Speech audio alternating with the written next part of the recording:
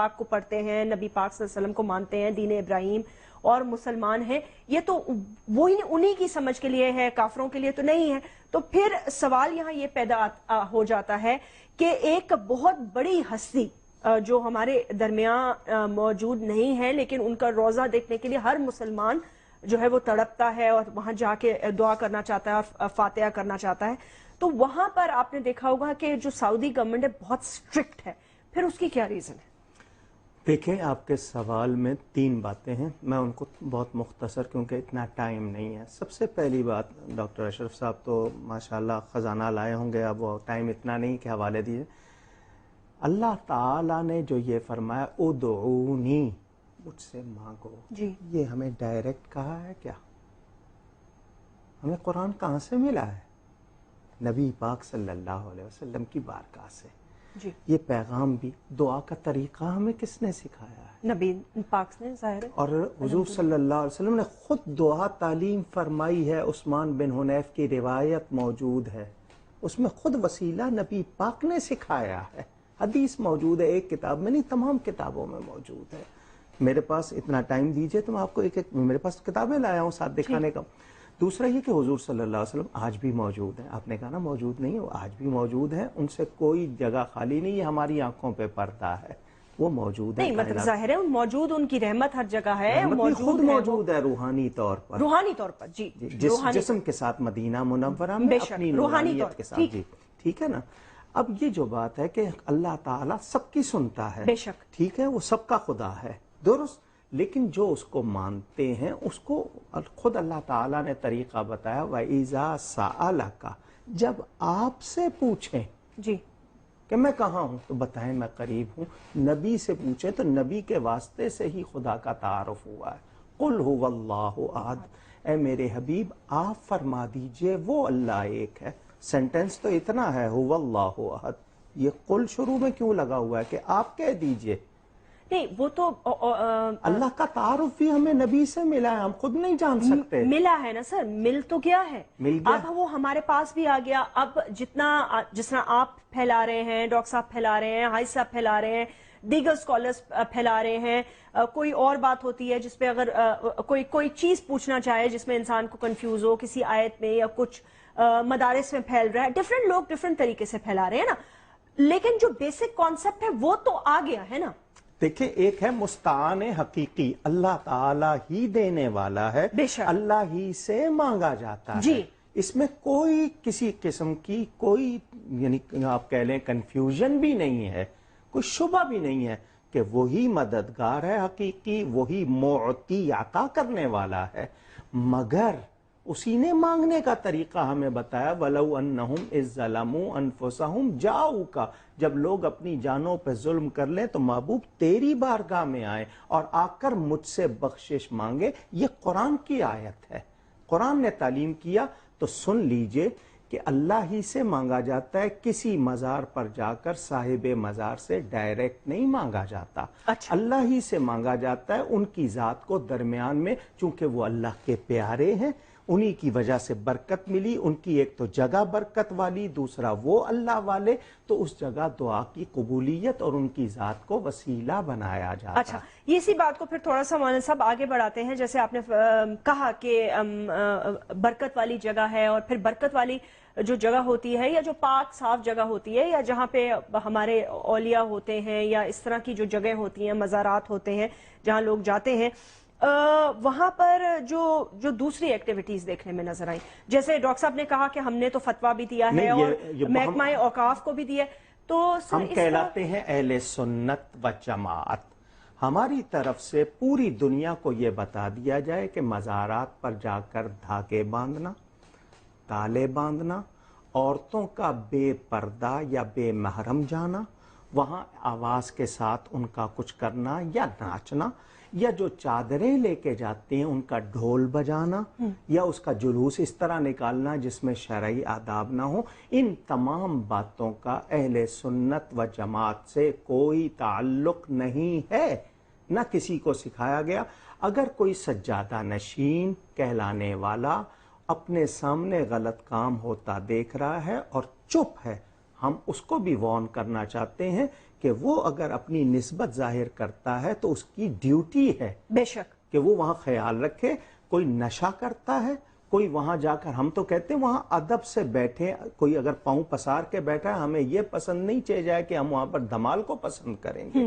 ہاں کسی شخص پر کیفیت طاری ہو جائے جس کو وجد یا حال کی کیفیت کہتے ہیں، خود بخود وہ اللہ کی طرف سے ہوتی ہے، اس میں اگر وہ ہل رہا ہے وہ وجد حال دنیا جانتی ہے. لیکن دھمال ڈالنا یا بلند آواز سے خام خواہ دکھاوے کے لیے نعرے لگانا، بال بکھیرنا، عورتوں کا بے پردہ اور بے محرم جانا ہرگز ہماری طرف سے کوئی اخلاط. جی حاجی صاحب فرمائیے گا، کیا میں عرض کس کر طرف رہا ہوں آپ نے اشارہ کیا؟ کہ بہت اچھی طرح سے ڈاکٹر آصف اشرف جلالی صاحب نے بھی، ڈاکٹر کوکب نورانی صاحب نے بھی اہل سنت کا نقطہ نظر پیش کر دیا. جی اور میں امید کرتا ہوں کہ ہمارے اس نقطہ نظر کو پھیلانے میں ہمیں تعاون آپ کا بھی حاصل رہے گا، انشاءاللہ. تاکہ اوقاف کو، اینٹی نارکوٹکس والوں کو، پولیس کو، سب کو ایکٹیویٹ کر کے جتنی بھی غیر شرعی حرکات اور جتنی نشاور سر کام منسٹری ہوتے ہیں، آف اوقاف کیوں نہیں آپ اوقاف کی تو منسٹری بالکل یتیم قسم کی منسٹری ہے، کوئی کام اس کا نہیں ہے.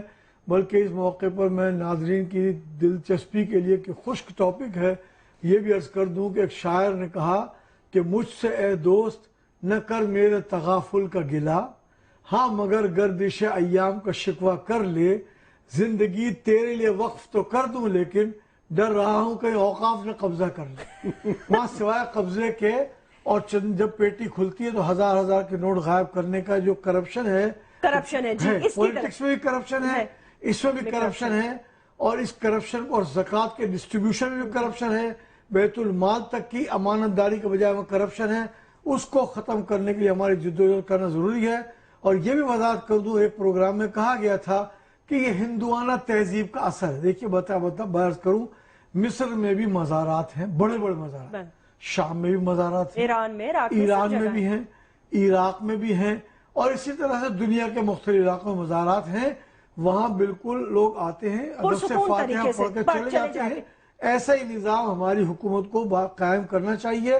اور جو بھی غیر شرعی اقدامات ہو رہی ہیں، ہمارے ساتھ تعاون چاہیے. ہمارے لوگ فتویٰ دینے کے لیے تیار ہیں، جی وہاں کوئی جلسہ رکھنا ہو تو ہم تقریر کر کے سمجھانے کے لیے تیار ہیں کہ یہ حرکات نہ حرکات کریں، کیونکہ اس سے امیج خراب ہوتا ہے اور لوگوں کے لیے بہت سارے سوالات ہوتے ہیں. دوسری بات یہ کہ ہم یہی کہتے ہیں کہ ان اللہ والوں کو عزت اللہ کی عبادت سے ملی، بے شک. تو آپ لوگ بھی اگر ان کو خوش کرنا چاہتے ہو یا ان کا وسیلہ پیش کر کے ان کی سفارش چاہتے ہو تو وہ کام نہ کرو جو ان کو بھی ناراض کرے. ایگزیکٹلی، نمبر بلکہ 2، عبادت کرو. آپ کو میں ایک بات اور بتا دوں، میرے والد صاحب کے بلا کورس ہوتا ہے، دوسرے مقامات پر ہم یہ تلقین کرتے ہیں کہ کپڑے کی چادریں نہ لاؤ. اچھا، کیوں؟ ایک چادر ہم سال میں چڑھا دیتے ہیں، کافی ہے. باقی جو لوگ چادریں دینا چاہتے ہو وہ اتنا کپڑا کسی غریب کو پہنا کر ان کو ثواب بھیجو. اب دیکھیں نا مولانا صاحب، یہ جو آپ کی باتیں ہیں نا، یہ بہت اچھی باتیں ہیں، یہ بہت اچھا پریسیڈنٹ سوسائٹی میں سیٹ کرتے ہیں. ہم نے بتانا، یہی چیز ہم فوکس کرنا چاہتے تھے کہ تمام علماء اس پہ میں نے آپ کو پہلے کریں. کہا کہ یہ جتنی حرکتیں وہاں کروائی جا رہی ہیں یہ اہل سنت کے خلاف سازش. کیوں؟ سینٹرل ایشیا میں آج بھی دیکھیں مزارات کو، ہیں بڑے بڑے مزارات ماشاءاللہ ہیں. یہ کیوں ان مزارات سے جو کام ہو رہا ہے وہ نان مسلمز کو پتا ہے کہ بہت سخت ہے. جی وہ چاہتے ہیں کسی طرح کہ ان مزارات کے تاثر کو توڑ دیا جائے. تو وہ یہ ان کی ساری کاوشیں ہیں کہ مزارات سے لوگوں کو دور کیا جائے. کیونکہ سر لاسٹ کامنٹ میں ڈاکٹر جلالی صاحب سے لوں گی. ڈاکٹر صاحب آپ اگر بالکل وقت ختم ہوا جاتا ہے، اگر اپنا لاسٹ کامنٹ آپ دیں. آپ بھی ان تمام باتوں کی ایگری آپ ان سے کر چکے ہیں، تو سر اس کو ختم کرنے کے لیے اب کیا کرنا پڑے گا؟ ہاں بالکل، جو کچھ ڈاکٹر کوکب نورانی صاحب اور محترم حاجی محمد حنیف طیب صاحب فرما رہے ہیں، میں بالکل اس سے متفق ہوں. ہم پہلے ہی اس سلسلہ میں پریس کانفرنسیں کر رہے ہیں، ہینڈ بل تقسیم کر رہے ہیں، لیکن آپ ہمارے ساتھ اتنا تعاون کریں کہ ان مزارات کے لحاظ سے جو دوسرا پہلو کچھ لوگ پیش کرتے ہیں، انہیں بت کہتے ہیں یا اس طرح کی باتیں، تو بخاری شریف میں ایسے لوگوں کو خوارج کہا گیا، اور حضرت عبداللہ بن عمر رضی اللہ تعالیٰ عنہ کا قول ہے کہ خوارج جو ہیں وہ بتوں والی آیات ولیوں پہ چسپاں کرتے ہیں اور وہ مخلوق میں سے شریر لوگ ہیں. تو ہمیں یہ، چونکہ یہ جو مزارات ہیں یہ مینارہ نور ہیں، ہمارے قومی شاعر علامہ اقبال جیسے لوگ حضرت مجدد الفسانی رحمۃ اللہ علیہ کے مزار پہ گئے تو کہتے ہیں اس خاک کے ذروں سے ہیں شرمندہ ستارے، جس خاک میں پوشیدہ ہے وہ صاحب اسرار. اتنی بڑی ان کی عظمت ہے, ان کو معاذ اللہ جو چھوٹے لفظ ہیں ان سے تعبیر کرنا یا ان کے مقام و منزلت کو گرانا یہ کسی طرح جائز نہیں ہے. باقی جہاں جہاں یہ خرافات ہیں ان کے خلاف جہاد لازم ہے, اور یہ ہر جگہ نہیں ہے. ہمارے بہت سے سجادہ نشین, بہت سے مشائخ وہ ہیں اس پر پورا کنٹرول کیے ہوئے ہیں. یہ بعض جہال ایسا کرتے ہیں جن کا اہل سنت سے کوئی تعلق نہیں ہے. بہت بہت شکریہ تشریف لانے کا. ہمارے ساتھ بہت ہی 3 سینئر علماء یہاں تشریف رکھ رہے تھے. انہوں نے اپنا پوائنٹ آف ویو دیا اور بڑے اچھے اور میرے خیال سے بڑے مناسب طریقے سے انہوں نے سمجھایا, اور جو خرافات وہاں ہو رہی ہیں ان کے حوالے سے انہوں نے بالکل اپنا پوائنٹ آف ویو دیا کہ وہ سب کے سب اس کے خلاف ہیں. مولانا کوکب نورانی صاحب بہت بہت شکریہ تشریف لانے کا, بڑی خوشی ہوئی آپ سے مل کے. حاجی محمد حنیف طیب صاحب بہت بہت شکریہ, آپ کا بھی سلام کرتی ہوں.